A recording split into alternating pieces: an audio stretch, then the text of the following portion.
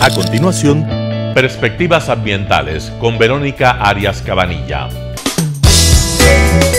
Clasificación A. Apto para todo público.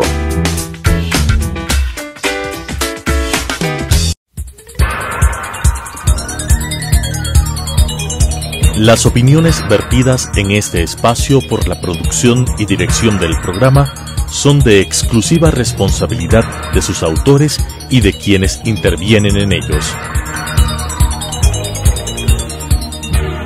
Telesucesos Canal 29 UHF presenta Perspectivas Ambientales con Verónica Arias Cabanilla. Diálogo con líderes comprometidos por el planeta, un espacio para generar conciencia ambiental, para dialogar sobre visiones, acciones y perspectivas ambientales.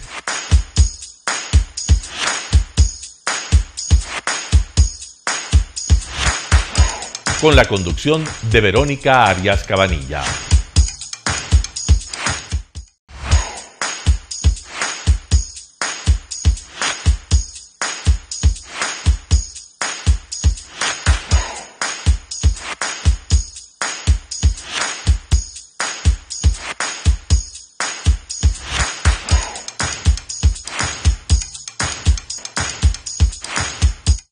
Bienvenidos a Perspectivas Ambientales, un espacio para dialogar con líderes de opinión, con emprendedores, con empresa privada, con líderes que realmente hacen y contribuyen para mejorar la calidad ambiental y el planeta. En este día tenemos a Sara Gómez, ya van a ver ustedes quién es, pero sin antes hacerles acuerdo que este programa es transmitido en Telesucesos los días viernes a las 7 de la noche y los días domingos a las 2:30 de la tarde, así como en todas nuestras plataformas de Instagram, de YouTube, de Twitter y de LinkedIn. Sara está aquí con nosotros para hablarnos sobre la perspectiva de género y la importancia de transversalizar este tema en proyectos ambientales. Sara, gracias por estar aquí y yo quisiera primero que nos digas por qué eres ecofeminista, educomunicadora e innovadora social. ¿Qué significa todo eso? Primero, muchas gracias, Vero, volverte a ver a los tiempos y gracias por la invitación. Un saludo a todos y todas quienes nos escuchan y nos ven por este medio. Bueno, a veces me preguntan por qué me defino y yo digo, bueno, es difícil poder englobar en pocas palabras quién eres porque finalmente es un recorrido de bastante tiempo y las cosas van ocurriendo y a veces no encajas en nada, entonces tienes que buscar algo que sea lo que más se parezca. Ya. Entonces, bueno, yo trabajo con temas de género, de medio ambiente y educación. En eso me he especializado, entonces por eso digo que soy ecofeminista. De hecho, sí estoy en esa rama. Hay muchos enfoques del ecofeminismo, pero lo que busca más que nada el ecofeminismo es hacer conciencia de que existe un paralelismo entre la explotación a la madre naturaleza y la explotación a las mujeres. Okay. ¿No? Y es ese paralelismo de cómo el ser humano, a partir del positivismo, comenzó a utilizar la tierra y no a vernos como parte de la tierra. Finalmente los seres humanos somos parte de la tierra y nosotros necesitamos a la tierra, pero la tierra no nos necesita a nosotros. La tierra ha vivido sin dinosaurios y podría vivir sin nosotros sin ningún problema y se adaptaría. Ya, ok. Y bueno, entonces el ecofeminismo tiene más bien ese enfoque, ¿no?, de la relación con la naturaleza. Y ¿cuál es la diferencia con feminismo? Generalmente el feminismo es más general, digamos así. El feminismo es uno solo, sin embargo, siempre ha habido la necesidad de diferenciarse, ¿no? ¿Por qué? Porque algunas personas se encaminan más hacia algunos aspectos del feminismo y otras a otros.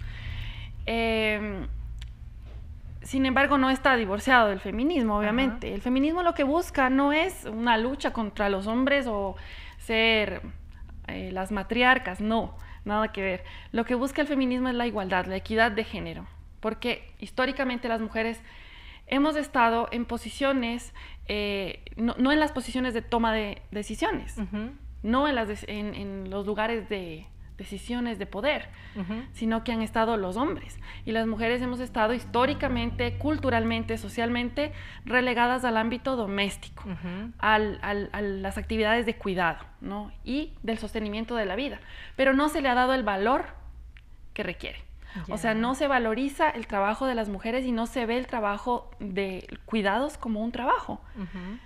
Sin embargo, es primordial y es fundamental, y de hecho, si no existiera ese trabajo de las mujeres en el área de cuidados, los hombres no podrían hacer los trabajos productivos, que son el salir a trabajar en otros medios de producción, ¿no? Ok. Y en ese sentido, supongo que va ligado al tema de innovación social. ¿Por qué se llama una innovación social?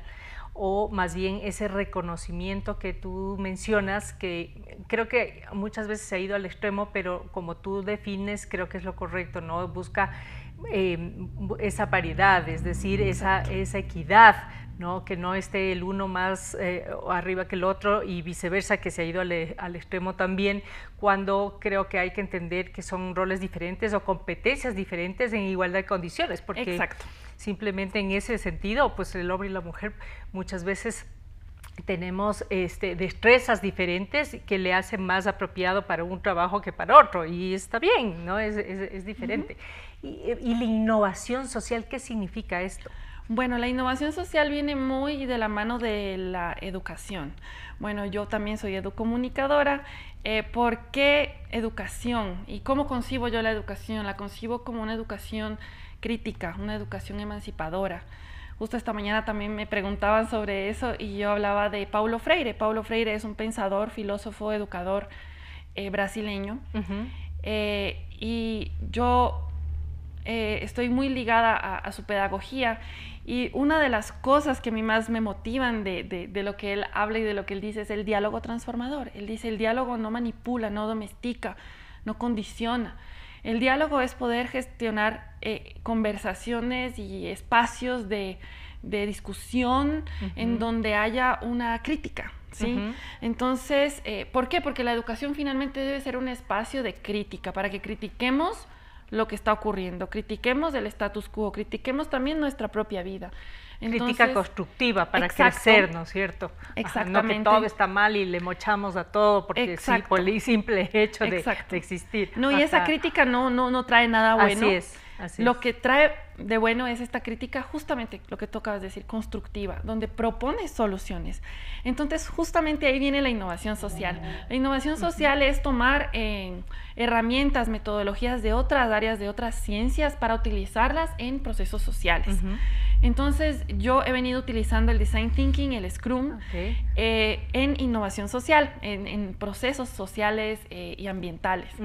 Entonces, utilizo el Design Thinking para procesos comunitarios, participativos, el Scrum también para gestión de proyectos sociales, para diseño de proyectos también el Design Thinking. Entonces, es una combinación interesante porque finalmente, ¿qué es innovar? Es hacer algo nuevo con algo que ya existe. No quiere decir inventarse una cosa que no existe, porque finalmente no podemos inventarnos nada que no exista. Lo que podemos hacer es modificar, transformar. Entonces, para mí es muy importante un ciclo que va así, ¿no? Primero entender en dónde estamos, qué estamos haciendo, en qué contexto estamos, ¿no? Después, co-construir. Es importante construir, porque si hacemos las cosas solas o solos, no lo vamos a lograr. Entonces, es importante co-construir. No solo entre hombres y mujeres, sino también entre diferentes contextos sociales, ¿no? Desde diferentes geografías también. ¿Para qué? Para después, a partir de esa co-construcción, poder transformar las realidades. Oye, y aquí me salta un tema, y hablábamos esta mañana también, que me entrevistaban en otro espacio. Yo a veces entrevisto y también me entrevistan. Entonces hablábamos sobre el rol de la mujer y por qué la mujer en este caso son de los grupos más vulnerables frente a los efectos del cambio climático que está pasando. y tú tienes mucha experiencia, por ejemplo, con grupos indígenas y con pueblos indígenas en este sentido. Yo les comentaba que a lo largo de mi experiencia y de lo que he visto, precisamente son las mujeres que más afectadas son en términos de migración, en términos de quién va a recoger el agua, de quién está plantando, de quién cría los hijos, es decir, es una sobrecarga de temas, pero esta afectación del cambio climático, desde tu perspectiva, ¿cómo está ya afectando a estos grupos más vulnerables, que en este caso son las mujeres? Bueno, principalmente justo lo que tú acabas de mencionar, las mujeres están a la cabeza del hogar, ¿no es cierto? Son las que tienen que velar porque haya agua limpia para el hogar, para cocinar, para bañar a los niños y a las niñas, para regar las plantas de la huerta, ¿no es cierto? ¿Qué pasa cuando no hay agua? Entonces, ¿quiénes son las más afectadas? El hombre finalmente va a salir del espacio y va a trabajar afuera, pero ¿qué pasa con la mujer que se queda en su casa y no tiene cómo cocinar, no tiene cómo regar las plantas, no tiene cómo bañar a sus hijos? Entonces ahí vienen un montón de otros problemas, cuestión de seguridad alimentaria principalmente, sanidad del agua, que trae muchísimas enfermedades. Y si no tienes también agua limpia, ¿cómo puedes limpiar la casa literalmente? No. Claro. ¿Cómo puedes limpiar a los niños? Entonces, el agua realmente, es muy un cliché lo que te dicen, no, el agua es vida, pero realmente creo que cuando a uno le falta el agua es cuando dice, realmente... No, sin agua no hay vida nomás. ¿No? Exactamente. De hecho, 80% de nuestro cuerpo está compuesto de agua. Nos puede faltar el petróleo, el oro, todo lo que quieras, pero sin agua, simplemente 24 horas, 72 horas, hasta ahí quedamos. Exacto. ¿Verdad? Y en esos términos me salta una curiosidad, porque hablando, por ejemplo, de temas de consulta previa, bla, bla, bla, bla, bla, bla, hay artículos en la Constitución y también hay una serie de normativas que el tema de participación de las comunidades vulnerables, de pueblos indígenas en este caso, o lo que quiera, son importantes. Haciendo esta alusión, el tema de género o de la transversalización de género, o que se lo tome en cuenta para ciertos indicadores en proyectos o en ciertos proyectos que ahora te pide casi que toda la cooperación internacional. ¿Hay resultados tangibles que tú puedas contarnos que ha habido un cambio por el hecho de tomar en cuenta el tema de género, o es un mero requisito como muchos que se imponen para decir, bueno, sí somos inclusivos? Justamente ese es un punto muy importante que acabas de mencionar. ¿Qué pasa con las mujeres? Las mujeres constantemente tenemos que estar demostrando que podemos, ¿no es cierto? Sí. Y eso mismo ocurre en el sector rural. Eso mismo ocurre, por ejemplo, en los páramos, donde están las fuentes de agua que debemos cuidar. Eso mismo ocurre en lugares áridos, por ejemplo, y ahí te doy un ejemplo de Brasil. En un lugar árido de Brasil, en el estado de Goiás, un programa del gobierno estaba dando dinero a comunidades rurales para que hicieran un sistema de recolección de aguas lluvias. El dinero se estaba desapareciendo. Se lo estaban dando a los hombres y el dinero estaba desapareciendo y no se veían resultados. El gobierno cambió de estrategia y dijo, no, el dinero se lo vamos a dar a las mujeres. Y no es sorpresa, pero para ellos fue una sorpresa. Las mujeres construyeron los sistemas de recolección de agua lluvia y los proyectos fueron exitosos y tuvieron agua. Hay otros casos, hay bastantes casos de éxito en que las mujeres comienzan a juntarse, por ejemplo, en las cajas de ahorro comunales. Eso he visto. Comienzan a hacer sus bioemprendimientos. Así es. Y comienzan a generar recursos no solo para ellas, sino para sus familias y sus comunidades. Así es. Los hombres generalmente, por un constructo social, se preocupan de ellos mismos y máximo de la familia. Pero las mujeres generalmente somos comunitarias. Exactamente, porque tenemos un tejido más fuerte que los hombres. Nos juntamos más con las madres, las abuelas, las tías. ¿Qué hacen las mujeres cuando se reúnen a conversar, a tejer, a hacer algún bioemprendimiento? Hay esa están tejiendo vinculación, redes. sí, Exacto. hay esa vinculación afectiva. Y lo mismo pasa con esa vinculación afectiva a la naturaleza, que es lo que conversábamos al principio, ¿no?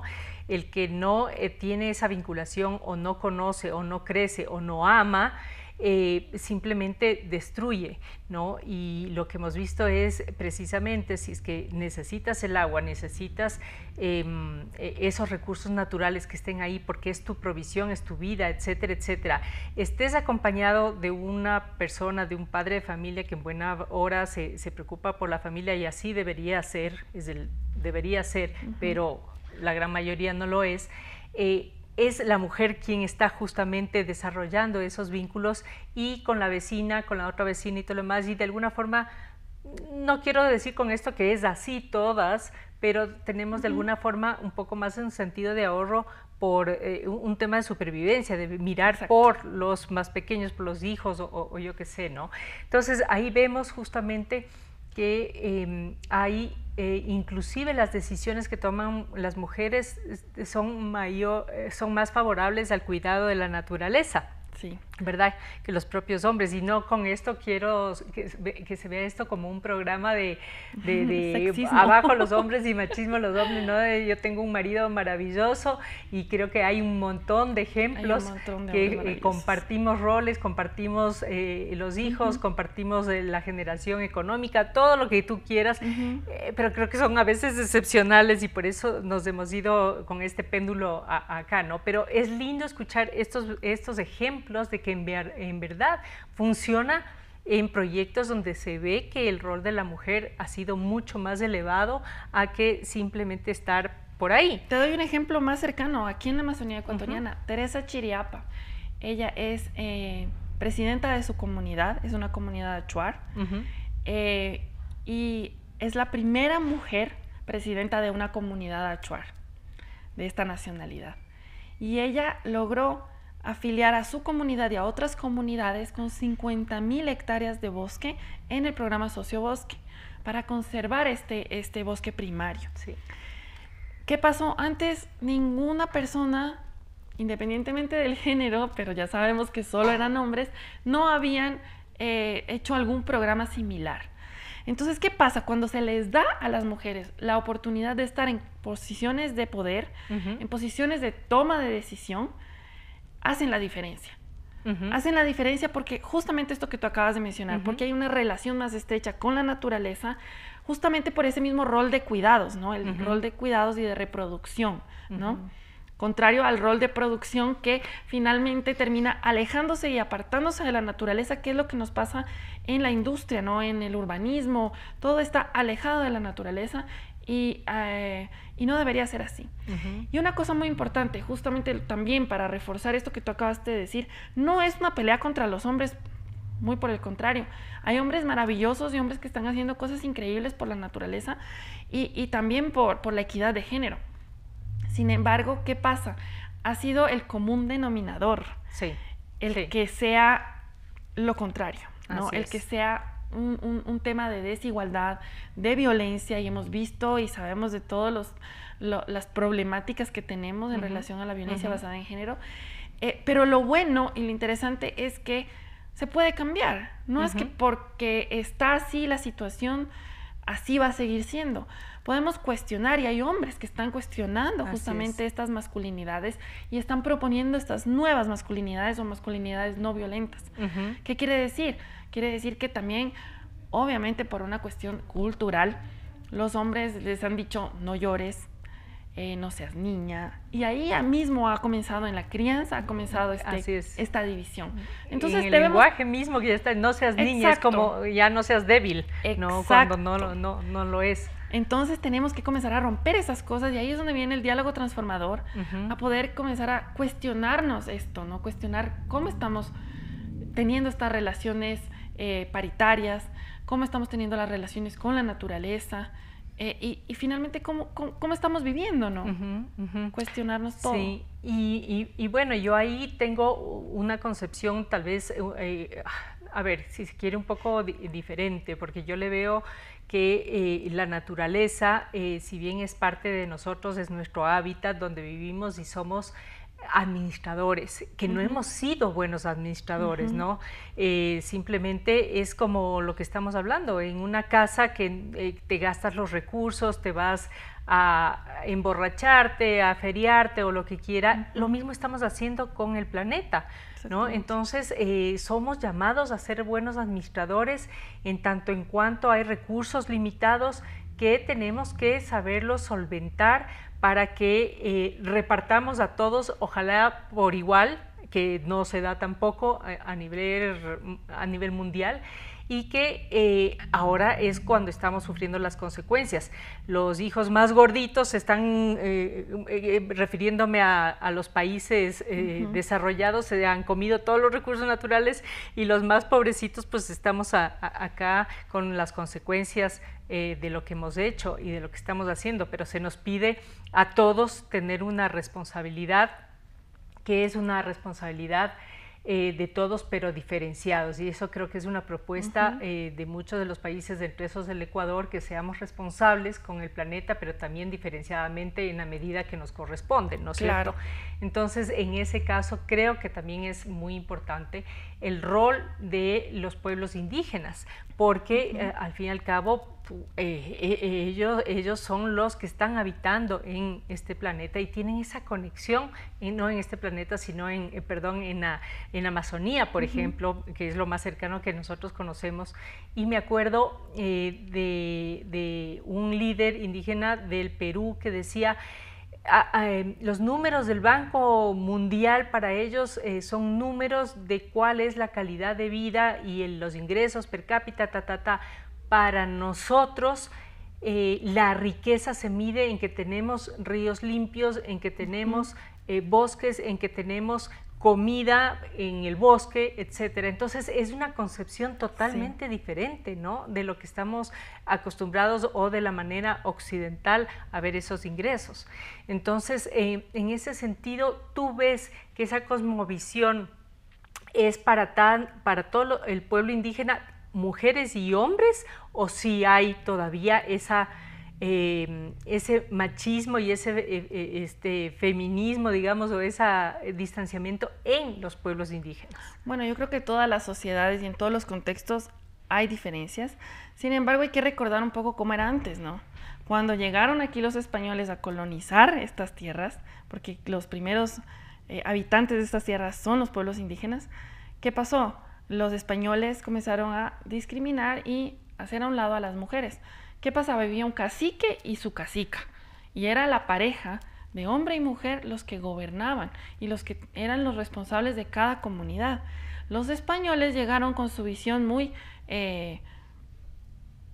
sesgada, ¿no?, patriarcal. Y patriarcal totalmente, y comenzaron a hacer a un lado a la mujer, entonces solo hablaban con el hombre. ¿Y qué pasó? Pues esto se fue permeando y se fue reproduciendo, porque esa es la cuestión, ¿no? Todas las prácticas sociales y culturales se reproducen, y nosotros estamos constantemente reproduciendo también estas prácticas, ¿no? Entonces, con esta llegada de los españoles, se comenzó a dividir, ¿no?, a los hombres y a las mujeres. Obviamente que dentro de bueno, cuando hablamos de los indígenas, tenemos que tener en consideración que son muchas nacionalidades y muchos pueblos, no es solo uno. Cada pueblo tiene su cosmovisión. Así es. Sin embargo, en general yo te podría decir que sí hay una paridad, y por ejemplo, en los pueblos quichua, tanto de la sierra como de la Amazonía, existe un concepto de complementariedad del hombre y la mujer. A mí me parece muy lindo ese concepto, porque es como que los dos estamos a la par y somos iguales, y cada uno se encarga de una cosa, ¿no? Cada uno tiene su rol, pero no hay diferencias. Pero claro, todo este occidentalismo también ha permeado en la violencia basada en género en las comunidades indígenas, obviamente. Ok, sí, yo tengo mis cuestionamientos de eso, de la visión occidental, y también porque he visto comunidades shuar y lo he palpado que también hay una violencia de género terrible contra, claro, pero contra ¿de dónde la mujer, viene ¿no? eso? ¿No? Claro. Y que no han tenido mucha exposición tampoco hacia la cultura occidental, y bueno, eso es un tema muy chévere para seguirlo conversando.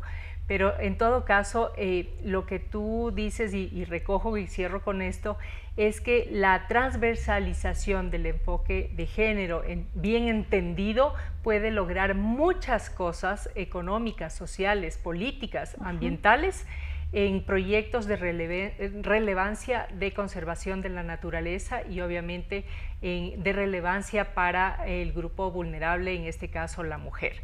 Así que con eso quiero agradecerle a Sara Gómez, que ha estado aquí presente con nosotros. Si ustedes tienen inquietudes, comentarios, escríbanos, por favor. Ustedes saben, en las plataformas digitales que tenemos, en Instagram, en YouTube, en Twitter, en LinkedIn, estamos todos los días, todos los meses del año, y en Telesucesos los días viernes a las 7 de la noche y los días domingos a las 2:30 de la tarde. Por favor, compartan, dennos un like, que así llegamos a generar más conciencia ambiental. Muchas gracias a todos ustedes.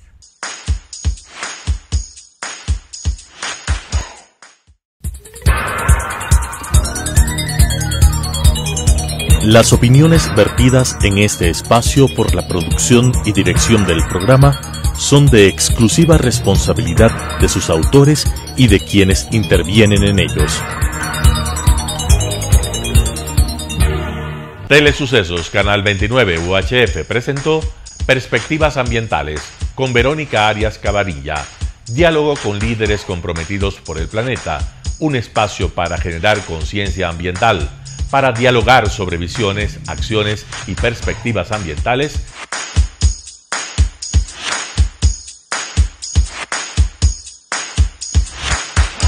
Con la conducción de Verónica Arias Cabanilla.